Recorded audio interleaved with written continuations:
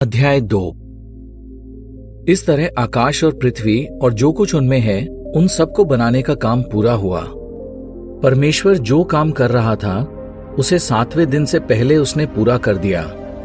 सारा काम पूरा करने के बाद 7वें दिन उसने विश्राम करना शुरू किया। परमेश्वर ने 7वें दिन पर आशीष दी और ऐलान किया कि यह दिन पवित्र है, क्योंकि इस दिन से परमेश्वर सृष्टि के सारे कामों से विश्राम ले रहा है। परमेश्वर ने अपने मकसद के मुताबिक जो जो बनाना चाहा था उसकी सृष्टि कर ली थी। ये उस वक्त का ब्यौरा है जब आकाश और पृथ्वी की सृष्टि की गई थी, वो दिन जब यहोवा परमेश्वर ने पृथ्वी और आकाश को बनाया था। मैदान में अब तक झाड़ियां और पौधे नहीं उगे थे, क्योंकि यहोवा परमेश्वर ने धरती पर पानी नहीं बरसाया था और जमीन जोतने के लिए कोई इंसान नहीं था, मगर धरती से कोहरा उठता और सारी जमीन को सींचता था। यहोवा परमेश्वर ने जमीन की मिट्टी से आदमी को रचा और उसके नथनों में जीवन की सांस फूंकी, तब वो जीता जागता इंसान बन गया। यहोवा परमेश्वर ने पूरब की तरफ अदन नाम के इलाके में एक बाग लगाया और वहां उसने आदमी को बसाया जिसे उसने रचा था। यहोवा परमेश्वर ने जमीन से हर तरह के पेड़ उगाए जो दिखने में सुंदर और खाने के लिए अच्छे थे। उसने बाग के बीच में जीवन का पेड़ और अच्छे बुरे के ज्ञान का पेड़ भी लगाया।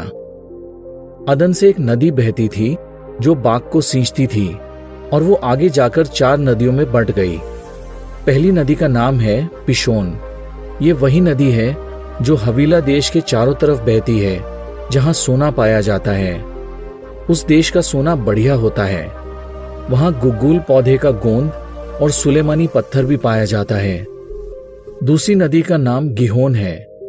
ये वही नदी है जो कूश देश के चारों तरफ बहती है। तीसरी नदी का नाम हिद्देकेल है। यही नदी अशूर देश के पूरब में बहती है। और चौथी नदी फरात है। यहोवा परमेश्वर ने आदमी को लेकर अदन के बाग में बसाया ताकि वो उसमें काम करे और उसकी देखभाल करे। यहोवा परमेश्वर ने आदमी को ये आज्ञा भी दी, तू बाग के हर एक पेड़ से जी भरकर खा सकता है, मगर अच्छे बुरे के ज्ञान का जो पेड़ है उसका फल तू हरगिज न खाना, क्योंकि जिस दिन तू उसका फल खाएगा उस दिन जरूर मर जाएगा।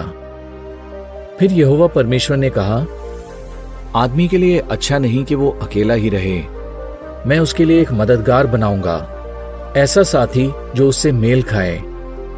यहोवा परमेश्वर जमीन की मिट्टी से मैदान के सब जंगली जानवर और आसमान में उड़ने वाले सारे जीव बनाता जा रहा था।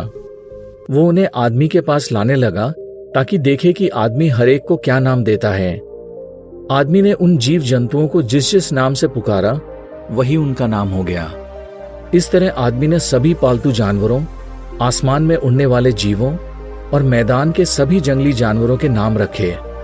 मगर जहां तक आदमी की बात थी, उसके लिए कोई साथी और मददगार नहीं था जो उससे मेल खाता। इसलिए यहोवा परमेश्वर ने आदमी को गहरी नींद सुला दिया, और जब वो सो रहा था तो उसकी एक पसली निकाली और फिर चीरा बंद कर दिया। और यहोवा परमेश्वर ने आदमी से जो पसली निकाली थी उससे एक औरत बनाई और उसे आदमी के पास ले आया।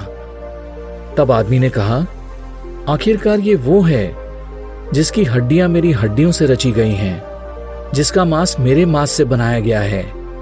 ये नर में से निकाली गई है, इसलिए ये नारी कहलाएगी। इस वजह से आदमी अपने माता पिता को छोड़ देगा और अपनी पत्नी से जुड़ा रहेगा, और वो दोनों एक तन होंगे।